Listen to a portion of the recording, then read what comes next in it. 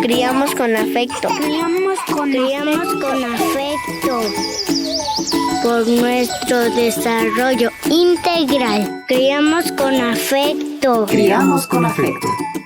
Bienvenidas, queridas familias, a este espacio de diálogo y aprendizaje para brindarles estrategias sobre crianza positiva, que promueve la comunicación cercana con nuestras hijas e hijos y mejora la convivencia en los hogares. Soy Mario y los acompañaré en esta aventura junto a Carla. Bienvenida, ¿cómo has estado? Todo muy bien, Mario, lista para compartir un nuevo programa contigo y nuestra audiencia, que siempre está atenta a aprender nuevas y mejores formas de criar a niñas, niños y adolescentes. Hoy trataremos un tema interesante y retador para las familias, la resolución de conflictos en el hogar. Para ello, hemos invitado a una experta. Sigan en nuestra compañía para conocerla. Es tiempo de escuchar el testimonio de una madre de familia que llegó a nuestras redes sociales. Escuchemos. Yo crío con afecto. Hola Carla y Mario, espero que se encuentren muy bien. Mi nombre es Mireya, soy una madre de 2 hijos, Samantha de 13 y Esteban de 10 años. Quería contarles un poco cuál es nuestra experiencia en el día a día. Mi esposo y yo trabajamos en horario de oficina. Todas las mañanas hacemos juntos el desayuno, lavamos los platos y preparamos las loncheras, mientras los chicos tienden su cama y se visten para salir a la escuela. A cada uno les asignamos tareas de la casa para colaborar con el orden y con el aseo. Por ejemplo, Sammy se encarga de darle la comida a nuestra gata y Esteban al perrito. Los fines de semana, Sammy debe lavar los platos el sábado y en cambio Esteban debe lavar los platos el día domingo. Las tardes de entre semana mis hijos van en el transporte escolar a la casa de mi mamá.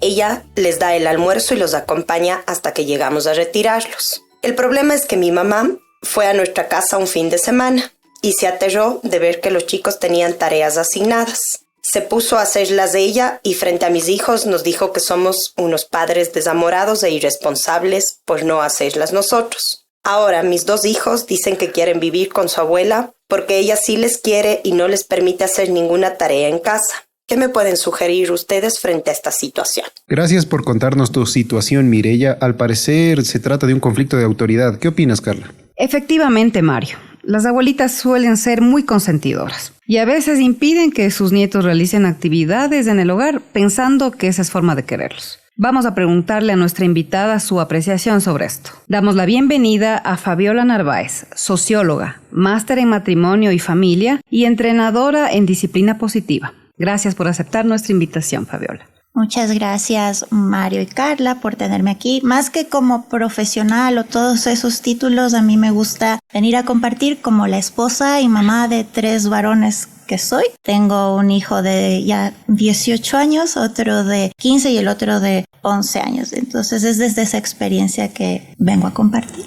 Encantados de recibirte, Fabiola. ¿Qué opinas sobre el testimonio de nuestra amiga Mireya? Su esposo y ella les asignan tareas de apoyo en el hogar a sus 2 hijos y la abuelita prácticamente los desautoriza. Bueno, aquí hay que tomar en cuenta 2 aspectos. El tema de involucrar a los hijos en las tareas del hogar y la figura de la abuelita. En cuanto a las tareas del hogar, hay que entender que esta es una herramienta valiosísima de educación. Si decimos que como padres lo que queremos es educar para la vida, el involucrar a los hijos en las tareas del hogar ayuda a desarrollar un sinnúmero de habilidades y destrezas de vida que queremos para nuestros hijos. Desde mi punto de vista, es más importante que los hijos aprendan a colaborar y realizar tareas del hogar que el que aprendan incluso muchos temas académicos. A mí como mamá me interesa que aprendan más a ordenar su cuarto y a cocinar, que sepan calcular el trinomio cuadrado perfecto, por ejemplo. Lamentablemente en muchos hogares se usan las tareas del hogar como castigo y tal vez es por ahí que la abuelita tiene también esta idea, ¿no? No nos percatamos que el colaborar en casa es simplemente algo que todos hacemos porque queremos tener una vida saludable y ordenada y que es responsabilidad de todos quienes vivimos en casa porque todos disfrutamos de un hogar limpio y ordenado y todos colaboramos para ello. Obviamente hay que tomar en cuenta la edad y la capacidad de cada hijo. No es lo mismo tener un niño de 2 años que uno de 15. No le voy a pedir lo mismo a mi hijo que tiene alguna capacidad especial o que está enfermo que si es que no lo está. Pero los niños pueden colaborar desde muy pequeñitos y están ansiosos por ayudar. Seguramente ustedes recuerdan cuando teníamos un bebé, incluso cuando están recién naciditos, levantan la colita para ayudarnos a que le cambiemos el pañal. Los seres humanos estamos, desde que nacemos, dispuestos a colaborar. Es parte de nuestro ADN, podríamos decir. Pero mientras van creciendo, somos nosotros los papás, las mamás, quienes les limitamos mucho y decimos, no, todavía no porque eres muy chiquito, tú ve a jugar, no porque yo lo hago más rápido o lo hago mejor. Y no nos damos cuenta que les estamos coartando esa oportunidad de aprender y de sentirse útiles, que les da sentido de pertenencia a los niños también. Pero por otro lado, en el caso de Mireya tenemos también la figura de la abuela, ¿no? Y este tema es complejo porque fíjate que el rol de los abuelitos, como tú decías, Carlos, es un poco consentir, no es criar. La labor educativa es de papá y mamá. Yo sé decir que es un rol que no lo podemos delegar a nadie. Es un deber y un derecho que no nos lo puede quitar nadie, ni la abuelita, ni el vecino, ni el Estado, ni la profesora, nadie. Pero tampoco lo podemos delegar.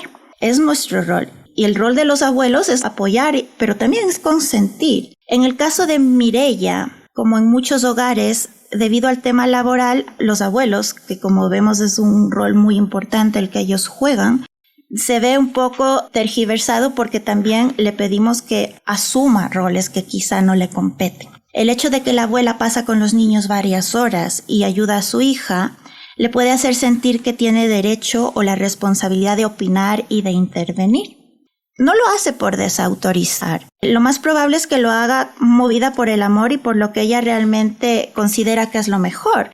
Tomemos en cuenta que ella viene también de otra época, de un contexto diferente. Entonces ella juzga de acuerdo a lo que de su propia visión. Y esos son lo que llamamos retos transgeneracionales, a los que nos enfrentamos todas las familias, pero en el caso como en el de Mireya pueden ser más evidentes. Tengo unas preguntas relacionadas al tema que estamos tratando, Fabiola. Por ejemplo, ¿qué es un conflicto y qué tipos de conflictos hay en los hogares? Hay muchos retos educativos en la familia y los conflictos son uno de los retos más grandes.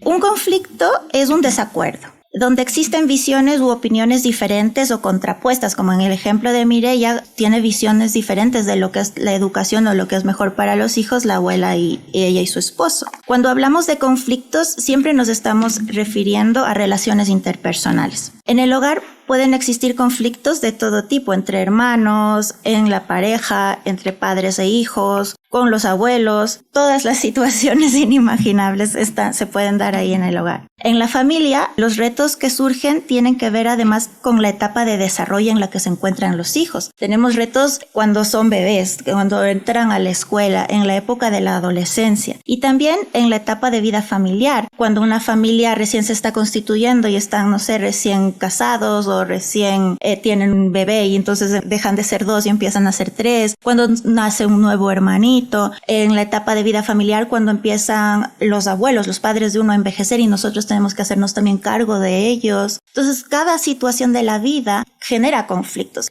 Más o menos a los 40 uno empieza como a escalar también profesionalmente y viene lo que llaman la crisis de los 40. Entonces todas estas etapas personales, de pareja y de vida familiar influyen en el tipo de conflictos que podemos tener. Como digo, no es lo mismo si nuestros hijos están en la primera infancia o en la adolescencia o si los padres son más o menos jóvenes, ¿no? En el caso de Mireya se junta la etapa de la adolescencia de los hijos. Tenemos hijos que están en la preadolescencia. Ahora, este niño de 10 años puede tener ya rasgos también de ahí de adolescente. Está la relación de pareja, que aunque parecería que están de acuerdo con los temas de crianza, pueden surgir también ahí. La relación con la madre y el tema laboral. Entonces, el tema laboral puede ser por necesidad económica, pero también por los retos personales, ¿no? Que quieren también como mujer prosperar profesionalmente.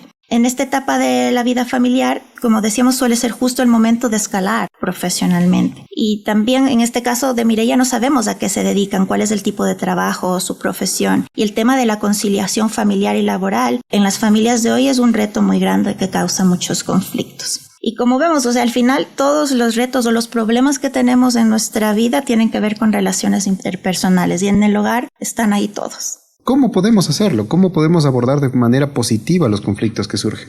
Todo reto es una oportunidad. Yo diría que tendremos que empezar a ver también los problemas como que fueran un regalo, ¿no? Como una oportunidad de crecer, de aprender, de unirnos más también. Y esa es una manera como positiva también de ver los conflictos, una oportunidad. a veces esto puede implicar un cambio de perspectiva, el verlo en este caso desde del punto de vista de la abuela, del punto de vista de los hijos y la edad en la que están, el ceder, el aprender a escuchar al otro. Y cuando nosotros en disciplina positiva hablamos de escuchar, no es solamente con los oídos, uno tiene que escuchar también con los ojos, verle a la otra persona cómo está y con el corazón también. Es una escucha empática. Entonces es como ponernos en los zapatos del otro, tratar de entender su punto de vista, el validar los sentimientos del otro, no anularlo y decirle, no mamá, tú estás mal, estás loca, eres de otra época. O a los hijos, ustedes que se creen tienen que apoyar. No, o sea, sino ver también desde su punto de vista, desde su situación y escuchar. Entonces, Fabiola, ¿qué actitudes deberíamos tomar padres y madres ante los diferentes conflictos que surgen? En cuanto a la educación y la crianza, lo que debemos tener claro es qué es lo que queremos para nuestros hijos. ¿Cuál es nuestro objetivo como nuestra meta educativa? Si tenemos claro a dónde queremos llegar, sabremos qué camino debemos seguir. Cuando yo doy talleres de disciplina positiva siempre hago referencia al cuento de Alicia en el País de las Maravillas, que es una de mis obras favoritas. De ahí Alicia en uno de los capítulos está huyendo de la duquesa y se topa con el gato de Cheshire y una bifurcación de caminos y le dice al gato, ¿qué camino debo seguir?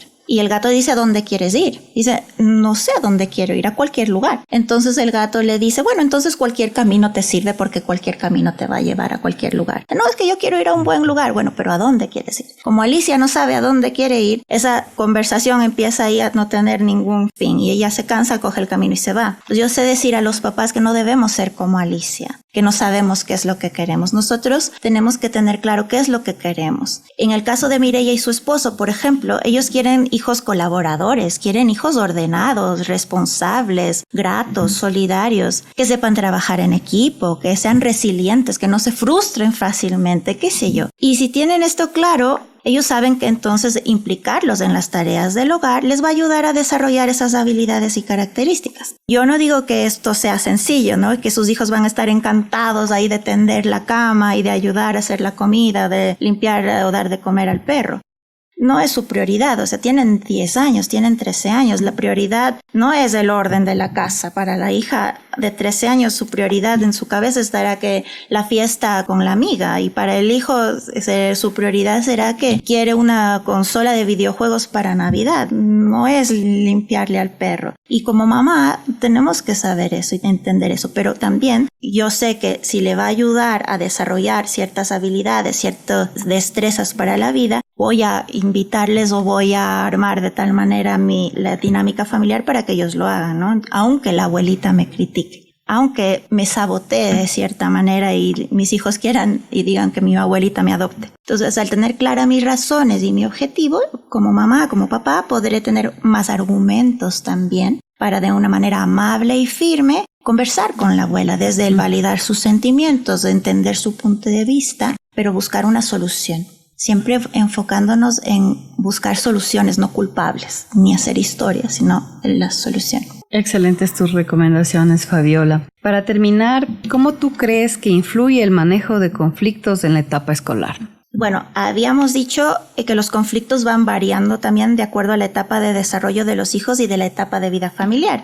En la etapa escolar, que es una muy importante y donde podemos influir muchísimo, tomemos en cuenta que tenemos solo 18 años para influir directamente en la vida de nuestros hijos y eso es muy poquito tiempo. Y la etapa escolar, entonces es muy importante y los retos que surgen en ella tienen que ver con muchos tipos de relaciones. En la escuela, por ejemplo, con los compañeros y las amistades es un ámbito donde pueden surgir muchos conflictos. Las relaciones con los profesores, claro, en el rendimiento académico también, que muchas veces se torna en el objetivo principal de los padres en esta etapa. Y aquí yo quisiera como hacer caer en cuenta que el rendimiento académico o las notas no deberían ser nunca el objetivo principal de la educación. Y muchas veces se centran los papás en este punto y los conflictos con nuestros hijos se centran en ese punto, en las notas, en los deberes, en los exámenes. Reducimos a nuestros hijos a ser estudiantes y a los estudiantes a ser personas que sacan calificaciones, que sacan notas. Y eso no debe ser así, ¿no? Los hijos son mucho más que estudiantes. Nuestros hijos son hermanos, son amigos, son deportistas, son nietos, son personas integrales. Y por eso, en este caso, el colaborar, por ejemplo, en la ayuda de casa, ayuda también a ampliar esta perspectiva, ayuda a que veamos a los hijos como lo que son, como personas integrales y no solo como estudiantes. Y según cómo se va dando la dinámica de solución de conflictos, de cómo abordamos las cosas en casa, también luego se va a trasladar a su ámbito en la escuela. Porque nosotros podemos estar directamente interactuando con nuestros hijos en el hogar, pero en la escuela no están con nosotros. Entonces, a partir de lo que nosotros modelamos en casa, de cómo resolvemos los conflictos con la abuelita, con el papá, ellos están viendo. Y ese modelaje les va a ayudar a ellos también a resolver sus propios conflictos que puedan tener en el aula de clase, en el patio de recreo, en los conflictos o las peleas que se dan y que son parte de la vida, que ellos puedan tener ahí con sus compañeros, con sus amistades, con los mismos profesores, o cómo resolver ellos los retos que puedan tener de académicos también. Porque esta era una línea en la que me preguntaban también de cómo se solucionan los conflictos cuando hay peleas en el aula de clase, y muchos papás a veces dicen, no, pero es que si este niño te molesta, dale duro. Entonces ahí estamos empezando este ciclo de violencia o de solución de problemas que no se solucionan, o sea, una solución falsa de los problemas. Como mamá y papá, lo único que podemos tener de peso, el único espacio en que tenemos es desde el hogar. O sea, yo no estoy en el aula de clase, yo no puedo actuar ahí directamente, sino desde casa. Y siempre en colaboración directa con la escuela, ¿no? Entonces, este equipo que debemos de ir conformando entre educadores y entre padres de familia y los chicos, ¿no? Como el triángulo educativo ahí. Perfecto, sí. En este punto a mí se me ocurre una pregunta o tengo una inquietud. Me parece que a veces el rol de la madre, por ejemplo, puede ser en la parte profesional tan demandante que el horario es muy fuerte y por eso el rol materno lo ven más aliado a la abuela. En ese sentido, ¿cómo tratarías esta parte de ubicar los roles y generar un equilibrio? Porque quizá la madre está ausente muchas horas y por eso se sienten sin ese cariño maternal los chicos y se atreven pues a decir mejor me voy con la abuelita. Muchas mamás, muchas mujeres nos sentimos en ese conflicto, ¿no es cierto? A ver, yo quiero prosperar profesionalmente, pero me siento culpable porque no estoy en casa con mis hijos. Tengo que salir a trabajar porque si no, no tengo lo suficiente para mantener a la familia. Entonces estoy aportando a la familia. Entonces, en el contexto, en la coyuntura que vivimos actualmente, es uno de los grandes conflictos internos que tenemos, sobre todo las mamás, sobre todo las mujeres, porque nos sentimos culpables si es que nos quedamos en casa con los hijos y no estoy creciendo profesionalmente y todos los años de estudio que tuve y toda mi preparación está tirada a la basura, pero en cambio si es que voy a trabajar me quedo también sintiéndome culpable. Entonces este sentimiento de culpa es algo que tenemos que trabajar mucho como mujeres, diría yo, y ahí entra el tema también del apoyo masculino, el apoyo del varón, que en el caso de Mireia se ve que sí hay, o sea, hay un apoyo ahí, que están como alineados en el tema educativo ahí con el esposo, y este tema de la intergeneracional. Entonces no hay una respuesta, cada familia es única, cada situación es diferente, pero ojalá hubiesen recetas así en cuestiones de educación y de crianza, pero es algo que tenemos que cuestionarnos como sociedad. El tema de la conciliación laboral y familiar en muchos países donde se están cuestionando de cómo las empresas, las instituciones pueden ayudar a que las madres, los padres tengan más tiempo en casa con sus hijos para la crianza, para la educación, que no lo vean como un gasto, sino como una inversión como sociedad, porque el que los padres estén más presentes ayuda a evitar un montón de conflictos y problemas que vienen después. Esto que tú planteas, Carla, de la ausencia, en este caso hablamos de mamá, pero también de papá. Se necesita también la presencia del padre en la época de la adolescencia, sobre todo. Es muy importante esta figura masculina. Y cuando no están tomando este rol otras figuras. En el caso de la abuela, hay muchos abuelitos ahora que están criando a los nietos y también tenemos que formarles a ellos. Tenemos talleres que damos de crianza y de educación para abuelos, porque ellos quisieran ser los abuelos consentidores, pero están asumiendo este rol, que desde mi punto de vista no deberían hacerlo, pero es la vida, para que lo hagan de una manera más a la par, como un equipo también, y no uno contra otro, como en el caso que lo está viviendo Mireia. Entonces son un montón de preguntas que surgen, no tenemos como las respuestas, pero el que surjan estas dudas, el que surjan estas preguntas, que caigamos en cuenta que mira, aquí hay un problema, este tema del conflicto en lo laboral y con la abuela y estas figuras, estos roles, ¿cómo van? El plantearnos ya es un paso adelante. Y ha sido muy enriquecedor conversar contigo. Nos acabas de compartir gran información y te pedimos unas palabras finales para nuestra audiencia sobre el tema que tratamos hoy. Simplemente recordar que los conflictos son parte de la vida, son señal de que estamos avanzando y que no estamos solos. Ya que no podemos evitarlos, debemos empezar a verlos como oportunidades, como regalos, como decíamos. Y no es lo que nos sucede lo que determina el resultado, sino lo que decidamos hacer con ello y tener claro nuestros objetivos como padres. ¿Qué es lo que realmente queremos para nuestros hijos? Para hacernos esta pregunta, ¿qué es lo que yo quiero para nuestros hijos? Y eso implicará luego tomar decisiones. Y es que implica que tenga que trabajar menos, por ejemplo, ganar menos dinero, pues tendremos que ir viendo qué es lo que realmente queremos para la familia y los hijos y asumir las decisiones. Agradecemos a nuestra invitada Fabiola Narváez por concedernos esta entrevista. Esperamos que nos acompañes una próxima vez. Sí, yo también encantada de venir y compartir cuando me invite. Un agradecimiento especial a todas y todos nuestros escuchas por abrirnos las puertas de sus hogares y ampliar la discusión sobre la crianza con afecto. Les recordamos que este y otros contenidos los pueden encontrar en la página web recursos.educacion.gov.es. Conmigo será hasta una próxima oportunidad. Carla. Nuevamente agradecerte, Fabiola, por este espacio de diálogo y aprendizaje. Esperamos tenerte muy pronto para tratar más temas relacionados a la crianza con afecto. A nuestras y nuestros radioescuchas, un abrazo afectuoso. Hasta una próxima entrega de Criamos con Afecto. Criamos con afecto. Criamos con afecto. Por nuestro desarrollo integral. Esto es una coproducción del Ministerio de Educación, la carrera de Comunicación y Radio de la Universidad Técnica Particular de Loja.